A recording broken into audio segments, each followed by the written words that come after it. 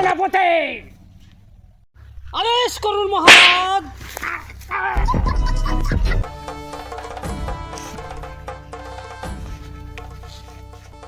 SIR এর ভয়ে এই বাংলার সমস্ত প্রজাদের উঠে যাচ্ছে পদের শান।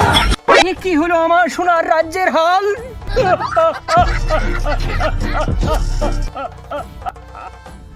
এ কি সেনাপতি, তুমি কেন চুপ?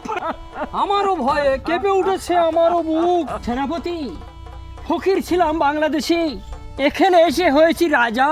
এখন নাকি আবার ভোট কাটা যাবে? এ আবার কেমন সাজা? মহারাজ, চিন্তায় আমারও মাথা করছে না তো কাম। 2002 ভোটার লিস্টে আমারও নেই তো নাম।